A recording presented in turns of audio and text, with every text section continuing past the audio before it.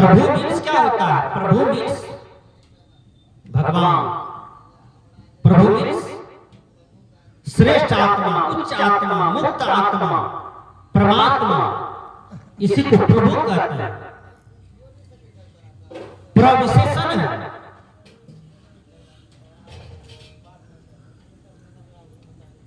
जो प्रभु है उसका जगह क्या है? क्या वो आत्मा से बाहर है? यदि आत्मा से प्रभु बाहर है तो उसको क्या कहते हैं? चमत्कारी लोग ऊपर वाला।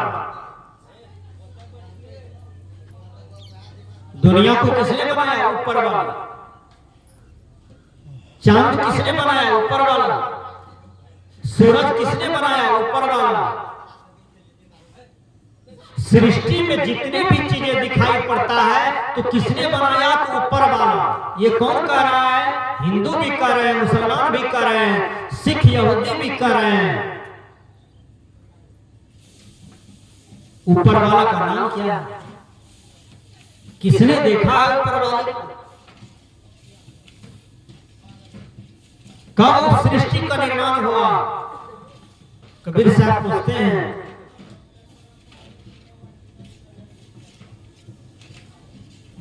एक प्रश्न खड़ा होता है, पहले मुर्गी की पहले अंडा? एक लड़का कहा, हजूर पहले मुर्गी होगा तब अंडा देगा। तो मास्टर साहब कहते हैं, बोलो मुर्गी कहां से आया? पहले अंडा में था तब तो मुर्गी बना। कहा बात तो सही है। पहले मुर्गी का अंडा, न पहले मुर्गी न पहले अंडा, इसी को अनादि कहते हैं। सृष्टि को बनते हुए किसी ने नहीं देखा है। सब अपने अपने अनुमान के लड्डू सेक रहे हैं, सब अपने अपने अनुमान की बात कह रहे हैं, सब काल्पनिक बात कह रहे हैं। सृष्टि के पीछे नहीं जाना है। लेकिन आप कई बज करके कई मिनट में जन्म लिए हैं, इसका गवाही तो आपके माता पिता हैं। आप मनुष्य हैं, आपका धर्म मानवता है। इस पर तो आप सजग रह सकते हैं। मानवता को छोड़ करके हम किस रूप को धारण किए हैं? हमारा कर्म कहां है? हम किस ओर जा रहे हैं? यही तो हमारे जीवन में भूल है, यही तो हमारे जीवन में गलती है।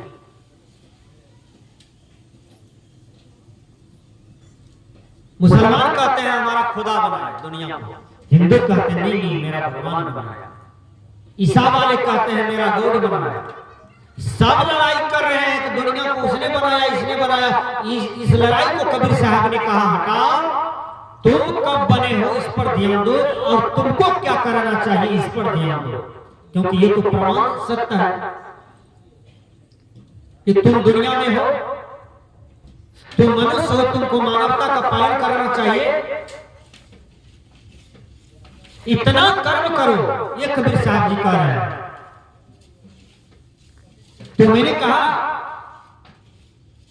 कि मनुष्य 3 स्तर में चलते हैं, प्रकृति, विकृति और संस्कृति। जो प्रकृति में जीता है उसको मनुष्य कहते हैं, जो विकृति में जीता है उसको दानव कहते हैं, और जो संस्कृति में जीता है उसको देवता कहते हैं।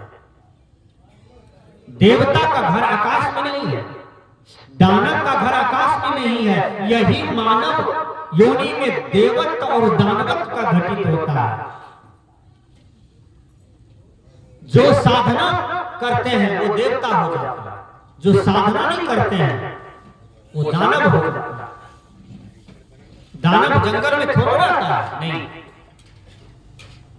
इसलिए सदगुरु कबीर कहते हैं कि प्रकृति को छोड़ो, विकृति को छोड़ो, संस्कृति को धारण करो। वो क्या है?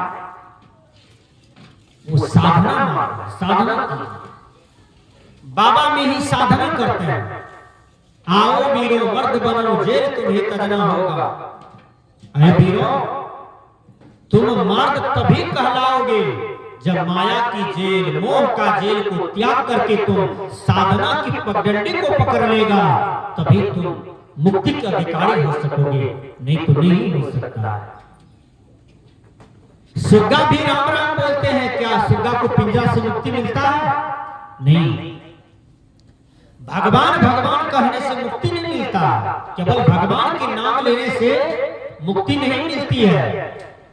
पंडित बात बदे सो झूठा, राम के कहे जगत गति पावे, खाण कहे मुख मीठा। पानी पानी कहने से प्यास बुझ सकती है, भूख भूख कहने से भूख मिट जाएगी, भोजन भोजन कहने से भूख मिट जाएगी नहीं। उसके लिए भोजन पकाना पड़ेगा, खाना पड़ेगा, पानी पीना पड़ेगा, तब भूख मिटता है। तो राम राम कहने से क्या मुक्ति मिल जाएगी? नहीं। केवल भगवान भगवान कहने से सदगति हो जाएगी? नहीं। सदगुरु कबीर कहते हैं कि राम को जानो, भगवान को जानो। इनका घर आकाश में नहीं है। कोई आपसे पूछ दे कि तुम किसका चेला हो, तो आप कहते हैं कि मैं भगवान का चेला हूं, मैं भगवान का भक्त हूं। कोई पूछ दे कि तुम भगवान को देखे हो, क्या तुम अपना ईश्वर को देखे हो, तो आप कहते हैं ईश्वर तो ऊपर में रहता है, भगवान तो ऊपर में रहता है। मैंने पहले भी कहा था ऊपर में कहीं कुछ नहीं है। ऊपर में तो बादल है, ऊपर में तो पहाड़ है, ऊपर में तो चंद्रमा है, ऊपर में तो सूर्य है, ऊपर में तो तारा है, और तारे के ऊपर में केवल आकाश ही आकाश है और कहीं कुछ नहीं है। फिर भगवान कहाँ बैठे हैं? भगवान तो आप में बैठे हैं, उसका नाम है आत्मा। सदगुरु कबीर कहते हैं हृदय बसे ते ही राम न जानो। हृदय में बसने वाले राम को जानो, हृदय में बसने वाले भगवान को पहचानो। एक बकरी को लाते हैं, जिभ्या सारथ बस बकरी को गला काट रहे हैं।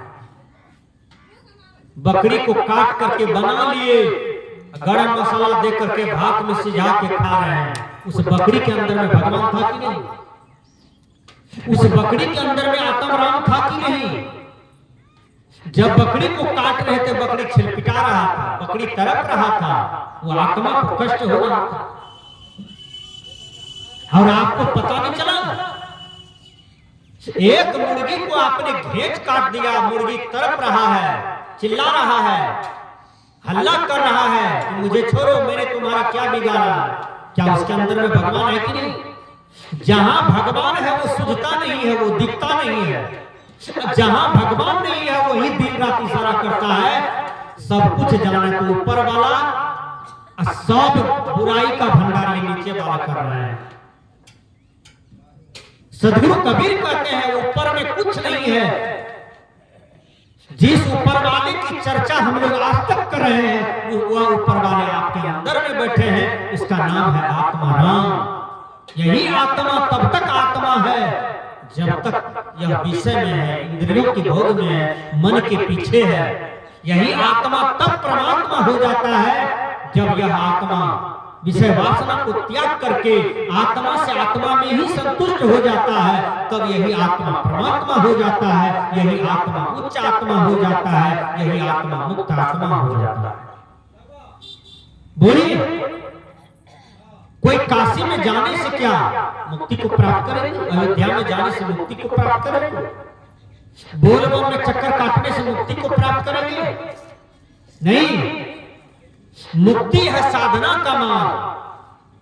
साधना की पगडंडी में जो चलेगा, काम क्रोध लोभ मोह अहंकार राग द्वेष ईर्ष्या जलन, इस सारे विकारों को त्याग जो देगा वही मुक्त हो सकता है। सारे आवरणों को जो छोड़ देगा वही मुक्त होगा, अन्यथा नहीं हो सकता। एक पति पत्नी था, ध्यान से सुनो। तो दोनों 10 साल तक 15 साल तक मजदूरी करके जीवन जिया, लेकिन बाल बच्चा नहीं। एक मेहमान आए, 1 किलो रसगुल्ला 8 गो था, बड़ा बड़ा रसगुल्ला, उजरा उजरा रसगुल्ला, बिल्कुल छेना का रसगुल्ला। तो पत्नी मोटी थी, पति बेचारा सूखल पाकल था, कमजोर टाइप का बुझाता था। पति कहते हैं हे कहा क्या? कहा हम 5 गो रसगुल्ला खाएंगे, तुमको 3 गो देंगे, 8 गो रसगुल्ला है। पत्नी कहते हैं हम मोटी ताजी है, मजबूत है, हमको 5 ठो दीजिए, आप ही 3 ठो खाइए। अब दोनों पति पत्नी में रसगुल्ला का झगड़ा हो। पति जी कहते हैं हम ढेर खाएंगे, पत्नी कहती है हम ढेर खाएंगे। ढेर ढेर की झगड़ा हो गया, दोनों में रसगुल्ला रखने रहे।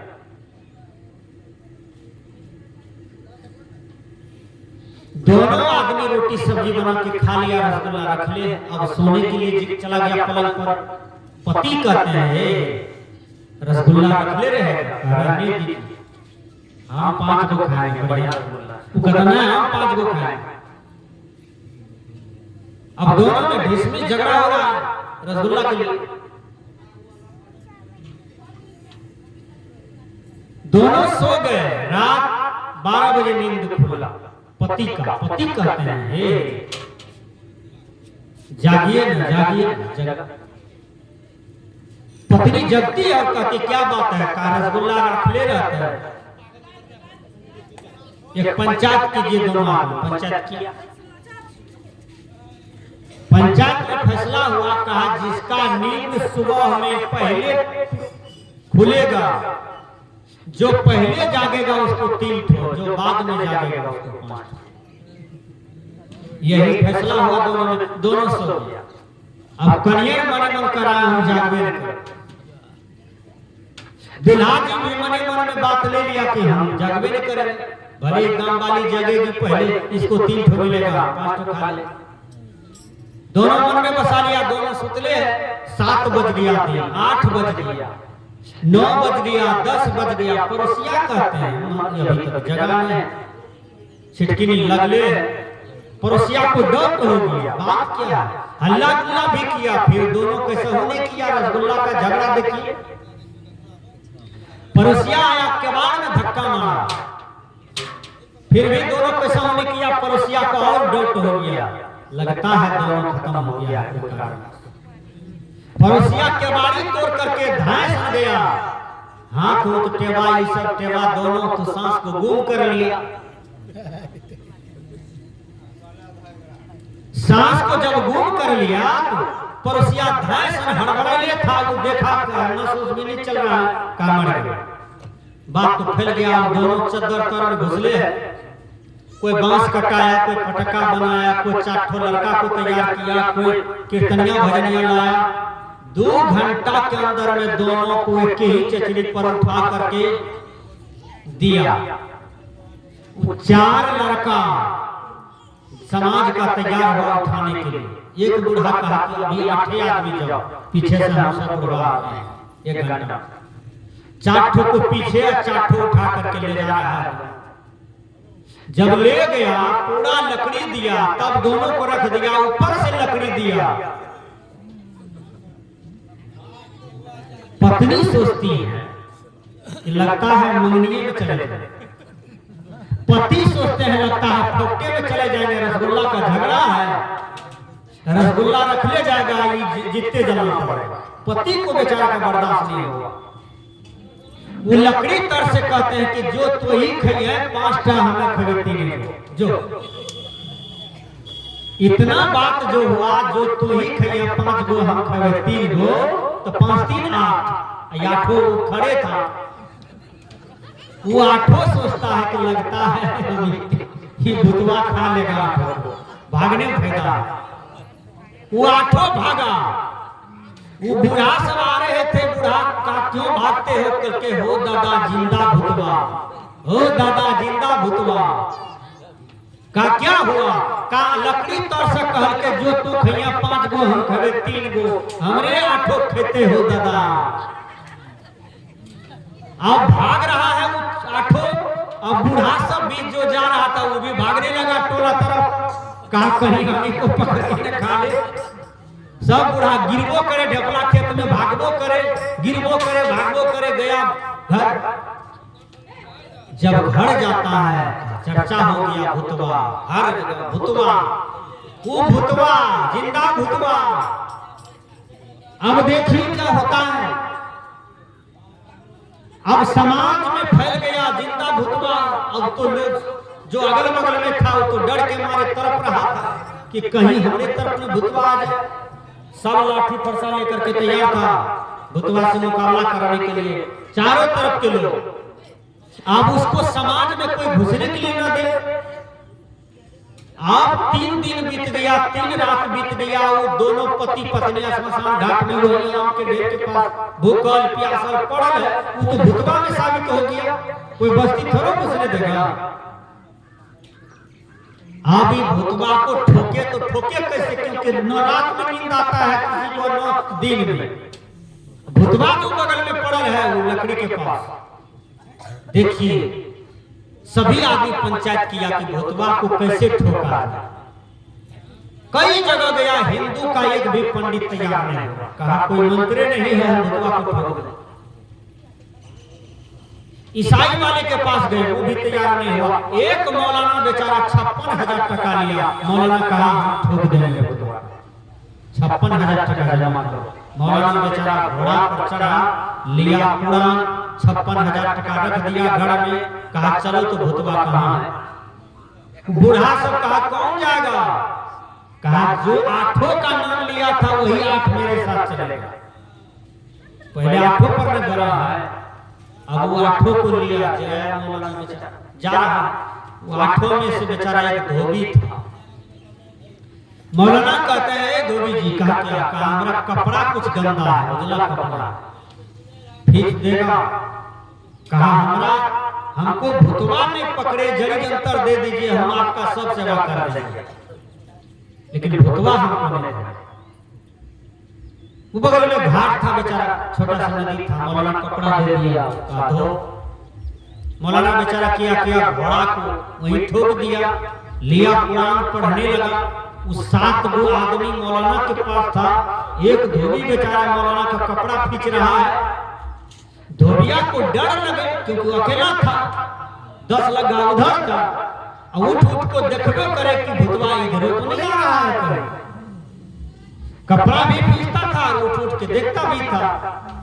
वो दोनों पति पत्नी विचार करता है, याओ देखा कितना बढ़िया बाबा जी आए छे घोड़ा पर चढ़। एक काम करा, 3 रात भूखल है, 3 दिन भूखल है, सो नहीं, दौड़ करके चलिए, यही बाबा जी को पकड़ लेते हैं।